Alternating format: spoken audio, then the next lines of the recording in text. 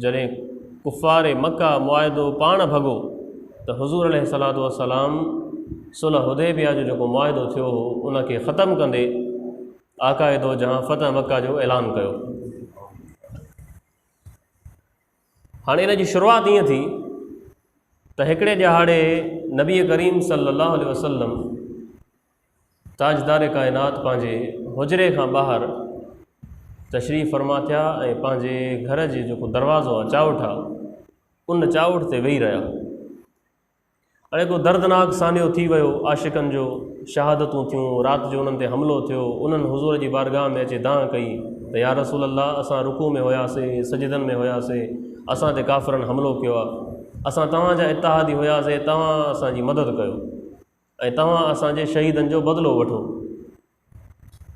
पोइ हुज़ूर अलैहिस्सलातु वस्सलाम जॾहिं चावठ ते वेठा त हज़रत सिद्दीक़ अकबर रज़ी अल्लाह ताला अन्हु जन ऐं ॿिया सहाबी परे परे बीठा।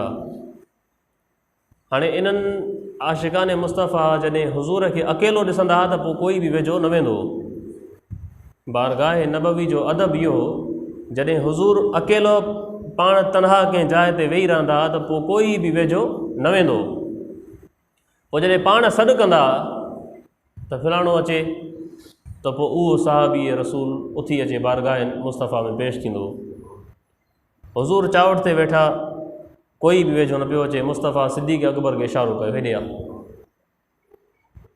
अची वेठा गोॾा भञी बारगाह मुस्तफ़ा में त हुज़ूर अलैहिस्सलातु वस्सलाम कुझु गुफ़्तगू फरमाई। वरी इशारो कयूं हज़रत उमर फ़ारूक खे, उथी आ। उहे बि अचे गोॾा भञी बारगाह मुस्तफ़ा में वेठा, उनखे बि कुझु इरशाद फरमायूं। ॿिन्ही मुख़्तलिफ़ राय ॾिनी। पोइ आस्ते आस्ते सभिनी साहबिन खे इजाज़त जो मौक़ो मिली वियो, सभई अची बारगाह मुस्तफ़ा में गॾु थिया। हुज़ूर उन्हनि खे फरमायो त मां सिद्दीक़ खां पुछियो मके ते हमले जे बारे में, त हाणे मुआहिदो बि टोड़ियो आहे इन्हनि ऐं मुंहिंजे जानिसारनि जी जो शहादतूं बि थियूं आहिनि, तुंहिंजो छा ख़्यालु आहे मके ते हमिलो कजे?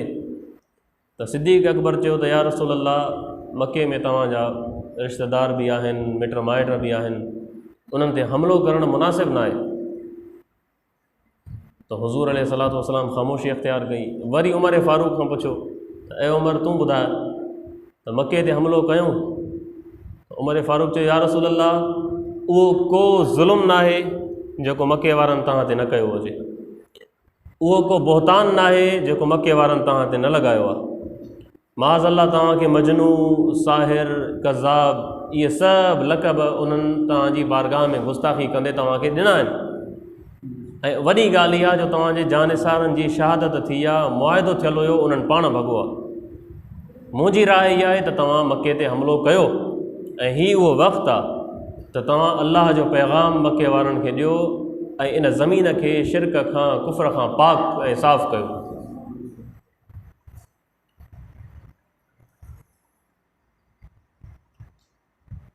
हुज़ूर साईं फरमाए थो हज़रत उमर फ़ारूक जे बारे में, आदिल अमीर उमर, सालिक सुलूक सफ़दर, हर हरब में मुज़फ़र, रस या सख़ी सरवर, पहजिज अची पैगम्बर।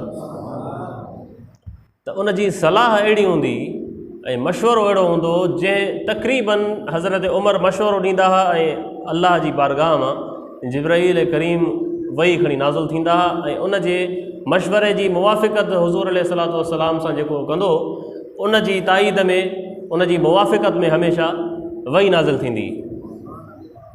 त हुज़ूर साईं सॼो त हर हरब में मुज़फ़र, जेका बि जंग आई, जेका उमर सलाह ॾिनी, उहा सलाह फ़ाइदेमंद वई। या रसूल अल्लाह, हमिलो कयो। मदीने वारे साईं सभिनी जानिसारनि खे हुकुम कयो त हाणे मके ते हमले जी तयारी कयो ऐं इन तयारीअ खे ख़ुफ़िया रखो, बिल्कुलु राज़ में रखो, कंहिंखे बि ख़बर न पए। मदीने जे रस्तनि ते पहरेदार मुक़ररु कया वञनि जेके अचण वञण वारे जी तलाशी वठनि ऐं जेके बि तव्हां सिपाही आहियो पंहिंजी तयारी खे बिल्कुलु राज़ में रखो। कोई बि असांजे हमले जी ॻाल्हि खे लीक न करे। सभिनी हुकुम जी तामील कई। हिकिड़ो साहबी आहे हज़रत हातिब बिन अबी बल्ता, जंहिंजा ॿार जंहिंजी घरवारी मके में हुया। हुज़ूर अलैहिस्सलातु वस्सलाम जॾहिं हमले जी पूरी तयारी कई, जंगी साज़ो सामान गॾु कयो, कंहिंखे का ख़बर न हुई। हज़रत हातिब बिन अबी बल्ता जेको आशिक़ रसूल हुयो, अज़ीम साहबी, उन जा ॿार घरवारी ऐं बच्चा मके में हा। हातिब बिन अबी बल्ता ख़त लिखियो मके वारनि ॾे। हाणे अहिड़ो आशिक़ रसूल, सचो ईमान वारो माण्हू, जॾहिं हुज़ूर सॼी तयारी पंहिंजी मख़फ़ी रखी त हिन छा कयो, ख़त लिखियो ऐं उन ख़त में इहो हुयो त अल्लाह जो रसूल तव्हां ते हमले जी तयारी करे रहियो आहे ऐं जॾहिं तव्हां ते उहो हमलो कंदो त तव्हां वटि बचण जो को बि रस्तो न हूंदो, ऐं जेकॾहिं ही अल्लाह जो रसूल अकेलो बि तव्हां ॾे निकिरी अचे त तव्हां में उन जे मुक़ाबले करण जी सक़त ऐं ताक़त न आहे। इहो ख़त जो मतन हुयो। हातिब बिन अबी बल्ता हिकिड़ी औरत खे ॾिना, कुझु पैसा बि ॾिनई ऐं ख़त बि ॾिनई, उठ जी सवारी बि ॾिनई त बाबा हीअ वञी मके वारनि खे इतलाह कर त हुज़ूर अलैहिस्सलातु वस्सलाम तव्हां ते हमले जी तयारी में आहिनि। हाणे छा था सम्झो, हिकु तरफ़ आशिक़ रसूल आहे, ॿिए तरफ़ हुज़ूर जेको हुकुम कयो आहे उनजी ख़िलाफ़ वर्ज़ी थी थिए। ईमान हुन जे दिलि में अञा बि मौजूदु आहे, हुन कंहिं मुनाफ़िक़त में इहो कमु न कयो। जॾहिं हिन औरत खे इहो ख़त ॾेई रवानो कयो ऐं उहा औरत निकिरी वई मदीने मां, आम रस्तो छॾे मुख़्तलिफ़ पहाड़नि जा रस्ता वठी उहो वञी मके जी तरफ़ पहुचे पई ऐं उन शाहराह सां लॻी जेको आम रस्तो हुयो। त अल्लाह जे हबीब खे त हर शइ जी ख़बर आहे न, हुज़ूर खे ख़बर पइजी वई त हातिब इहा हरकत कई आहे। हज़रत अली खे यादि फ़रमायूं, हज़रत ज़ुबैर बिन अवाम खे यादि फ़रमायूं, हज़रत मिक़दाद बिन असवद खे यादि फ़रमायूं। टे साहबी आकाए दो जहां घुराया, हेॾे अचो।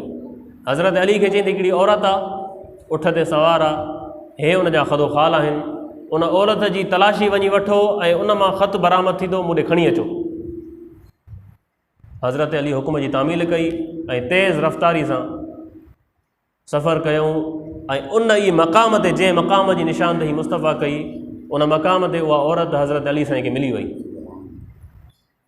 जॾहिं हज़रत अली साईं औरत खे ॾिठो त चईंसि त तो वटि जेको ख़त आहे उहो असांखे ॾे।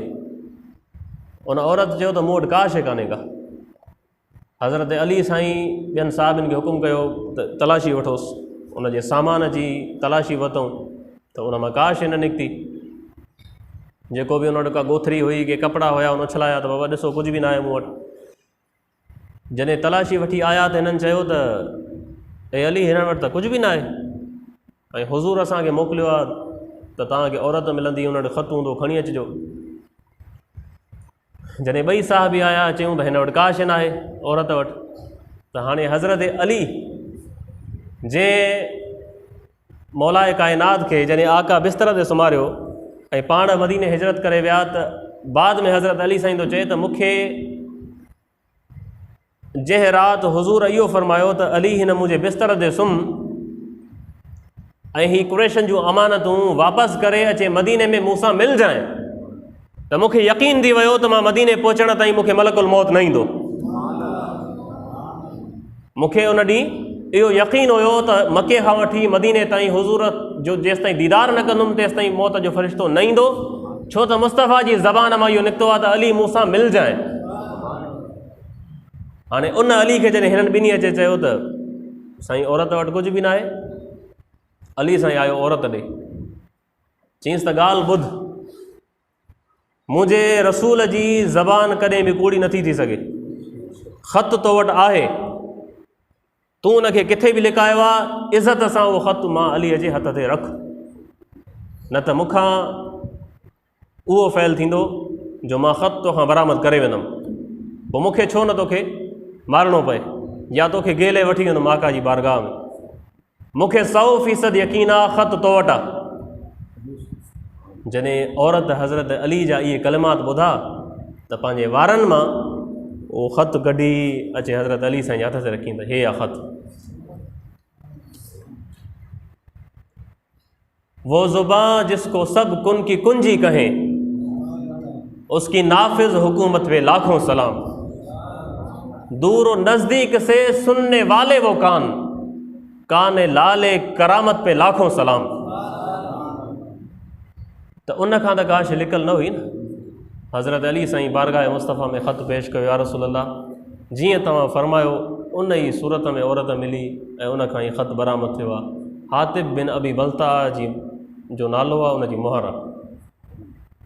हुज़ूर घुराए हेॾे आहे, आशिक़ रसूल आहे, ऐं एॾे वॾे लश्कर जी ऐं जंगी तयारी कुझु बि थी सघे पियो, उनजी इतला ईअं ॾियणु वॾो जुर्म हुयो, एतिरो संगीन जुर्म हुयो जंहिंजो को अंदाज़ो न आहे। अहिड़े हसास हालात में जॾहिं हुज़ूर मके खे फ़तह करण जी तयारी पिया कनि, सभिनी साहिबनि जे साम्हूं जॾहिं हातिब आयो, अची रोई अर्ज़ु कई त या रसूल अल्लाह, मुंहिंजी घरवारी मुंहिंजा ॿार काफ़रनि जे कब्ज़े में आहिनि, मां ख़त तव्हां सां दगा ऐं मुनाफ़िक़त में न लिखियो आहे, मुंहिंजे दिलि में हिन महिल बि ईमान आहे त तव्हां अल्लाह जा सचा रसूल आहियो, मां सिर्फ़ु हुननि जी फेवर हासिलु करण जे लाइ ख़त लिखियो आहे त जॾहिं तव्हां मको फ़तह कयो त या कुझु बि अहिड़ा हालात थियनि त मुंहिंजी घरवारी सां मुंहिंजे ॿारनि सां नरमी कनि, मतिलबु मूंखे मुंहिंजे हिन ख़त ते ख़ुशि थी मूंखे फेवर इहा ॾियनि त मुंहिंजी घरवारी खे का तकलीफ़ न अचे। त वॾा ज़ालिम आहिनि, तव्हांखे ख़बर आहे। त हज़रत उमर फारूक हिन जो इहो कलाम ॿुधी ऐं चईंदे, या रसूल अल्लाह, मूंखे इजाज़त ॾियो त हिन जी गर्दन उॾायां मुनाफ़िक़ जी, तव्हां जेको हुकुम कयो आहे उनजी ख़िलाफ़ वर्ज़ी कई अथई। त आका फरमायो, उमर, तव्हांजे साथीअ सची ॻाल्हि कई आहे, इन्नहु क़द सदक़कुम, जेका हीउ बयानु ॾिनो अथई सचो आहे। ऐं ख़त जो मतन जेको आहे हिन लिखियो आहे उहो सरासर मोमिन जी ज़बान आहे। उन ख़त जो मतन इहो आहे त व उक़सिमु बिल्लाहि लौ सार इलैकुम वहदहु लनसरहु अल्लाहु अलैकुम। काफ़रनि खे चए थो त मूंखे यकीन आहे त जेकॾहिं अल्लाह जो रसूल अकेलो बि तव्हां ॾे अचे त अल्लाह उनजी मदद फ़रमाईंदो ऐं तव्हां ते फ़तह याबी अता फ़रमाईंदो। हातिब बिन अबी बल्ता खे हुज़ूर अलैहिस्सलातु वस्सलाम माफ़ करे छॾियो।